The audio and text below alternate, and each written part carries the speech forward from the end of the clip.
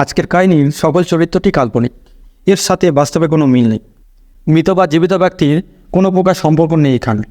এই ঘটনাটির স্থানকাল পাত্র সম্পূর্ণরূপে কাকতালীয়। মহাদেব সামন্ত, কার্ড নাম্বার 72। বইয়ের নাম মনের কাছে কেউ দাঁড়িয়ে। হ্যাঁ দিয়েছে। বুবাই নস্কর, কার্ড নম্বর 82। বইয়ের নাম অশোকের রাজত্ব। হ্যাঁ দিয়েছে।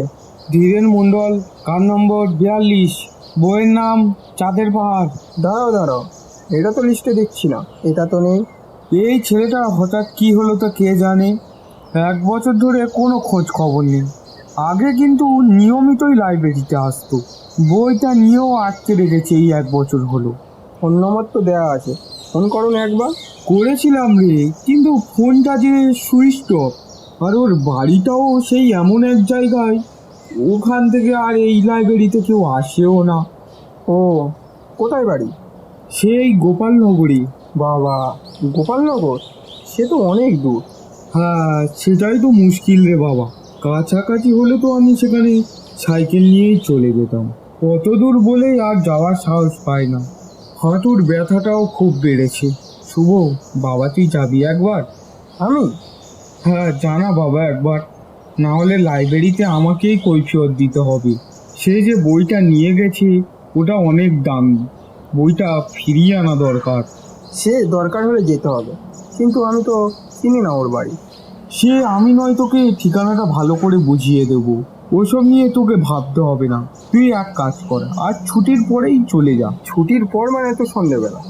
এখন ভোটের হাওয়াও চারিদিকে, আর চারিদিকের অবস্থা যেরকম, বাইরে অচেনা জায়গায় যেতে খুব ভয় লাগে, তার ওপর আবার রাতের বেলা।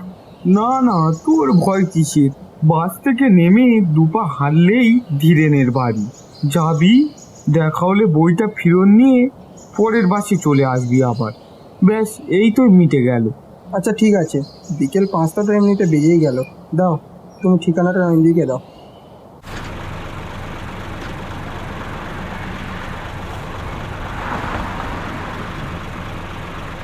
গোপালনগরে বাসটা নামিয়ে দিতে একবার চারপাশটা ভালোভাবে দেখে নিলাম। এ কেমন জায়গা? হতে পারে রুরাল এরিয়া, তাই বলে একদম জনসংখ্যাহীন। এখন কটা বাজে? হতে পারে ওই সন্ধ্যে 7টা। তার মধ্যে একমাত্র কেউ নেই, একটা ল্যাম্পপোস্টও জ্বলছে না। চারিদিকটা ঘুটঘুটে অন্ধকার, উন্নয়নের কোনো ছিটে ফোটাও নেই। যাই হোক, ধীরেনের কাছ থেকে বইটা নিয়ে তাড়াতাড়ি বাসটা ধরে বাড়ি ফিরতে হবে। লাইব্রেরিতে পার্ট টাইম জব করি, মাইনেটা যা পাই তার তুলনায় দুর্ভোগটা বেশি পোহাতে হয়। সপ্তাহে 2-3 বার করে কলকাতায় যাওয়া, আবার কেউ বই না দিলে তাদের বাড়ি আবার হানা দিয়ে আনা, এরকম আরো অনেক হ্যাপ।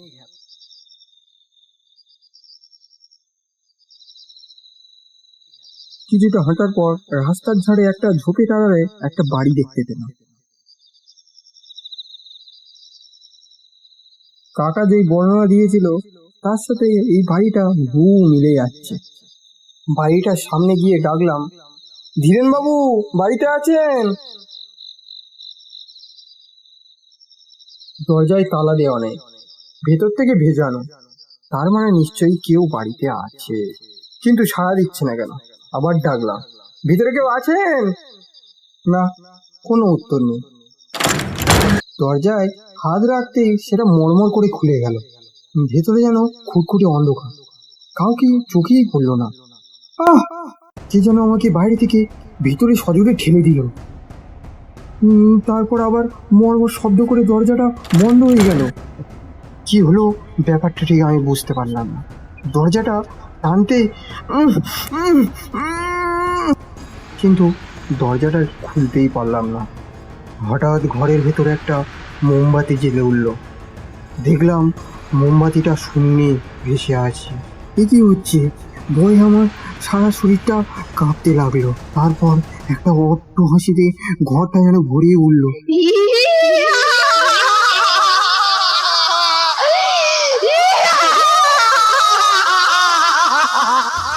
এক মহিলার ভয়ঙ্কর একটা অট্ট হাসি, সেই হাসিটা পৈশাচিক, সেই হাসিতে মৃত্যুর গন্ধ, সেই হাসিটা শরীরে সারা রক্ত জল করে দেয়।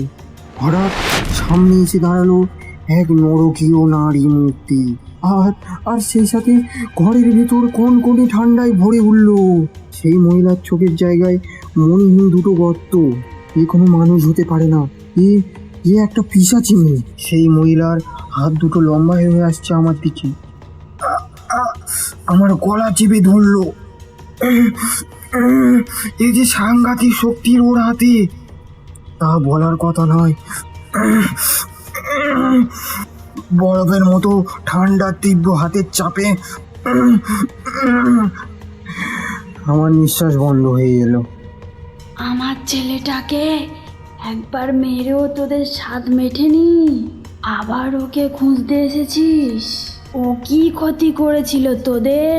তোদের নোংরা রাজনীতির মধ্যেও ঢুকতে চায়নি, তার জন্য ওকে বাঁচতে দিলি না তোরা। এবার আমিও তোকে বাঁচতে দেব না। যারা ওকে খুঁজতে আসবে আমি তাদের সবাইকে মেরে ফেলবো,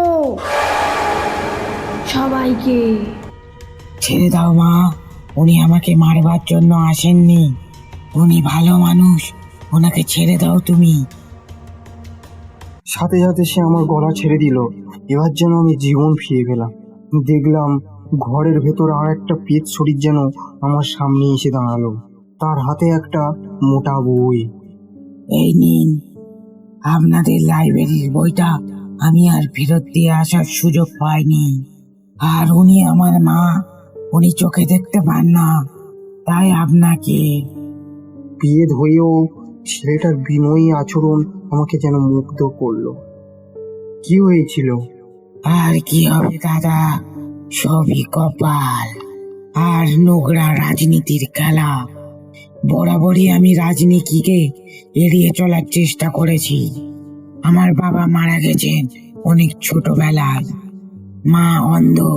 পাড়ার লোকেদের সাহায্যে কোনো রকমে কষ্টে সৃষ্টে আমি বড় হয়ে উঠি। ছোটবেলা থেকে লেখাপড়া আমার খুব ভালো লাগতো। একটু বড় হয়ে বুঝেছিলাম আমাকে লেখাপড়া হয়ে অনেক বড় হতে হবে। আমার মা আমাকে পৃথিবীর আলো দেখিয়েছেন, অথচ নিজে কোনোদিনও দেখতে পেল না সেই পৃথিবীর আলো।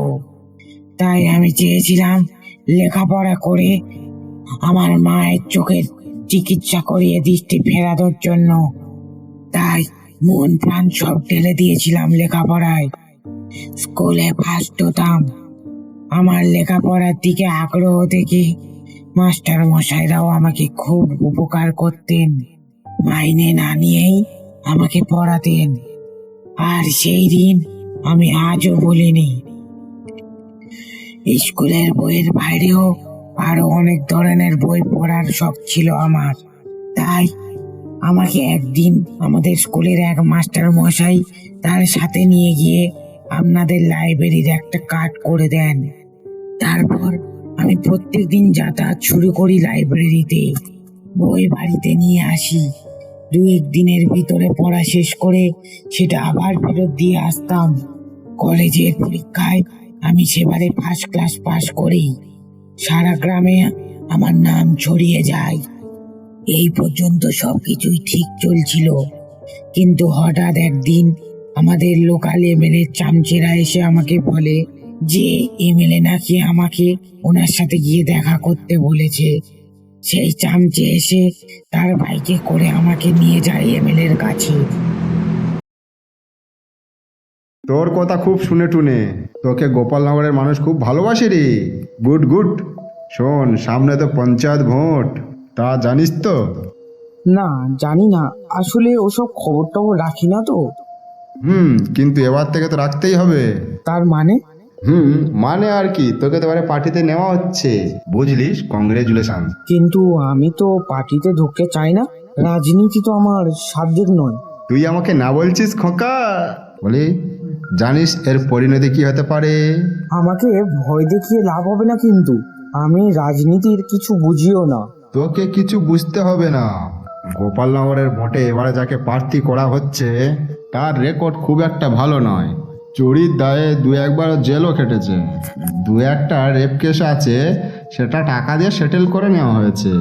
পুলিশ টাকা খেয়ে কুলো পেতে আছে, এ জীবনে মুখ আর খুলবে না। সে ঘটনা তো কেউ জানে না।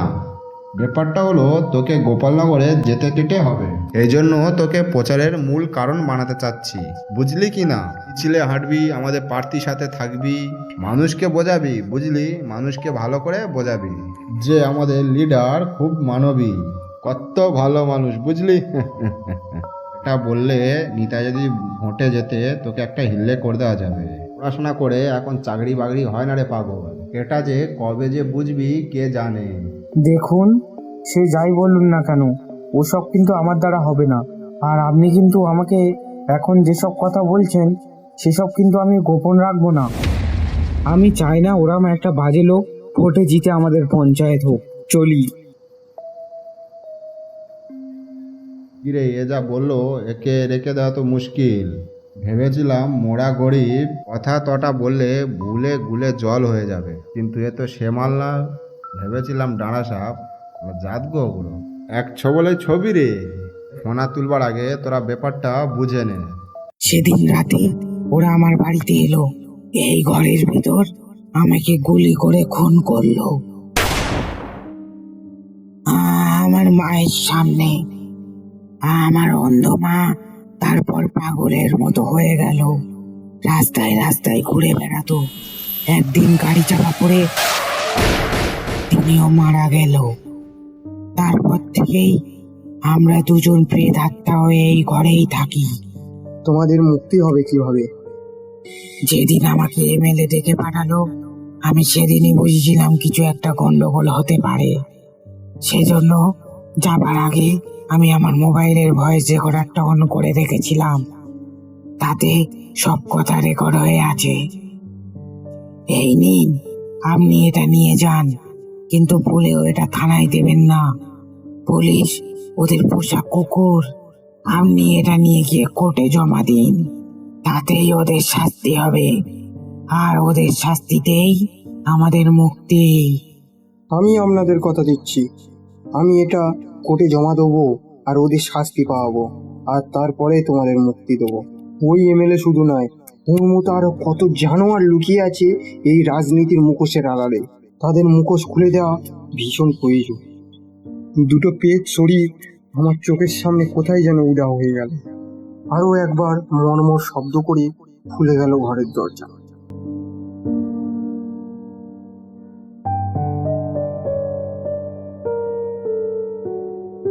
খোলা দরজা দিয়ে বাইরে বেরিয়ে এসে আবার বাস স্ট্যান্ডে এসে দাঁড়ালাম।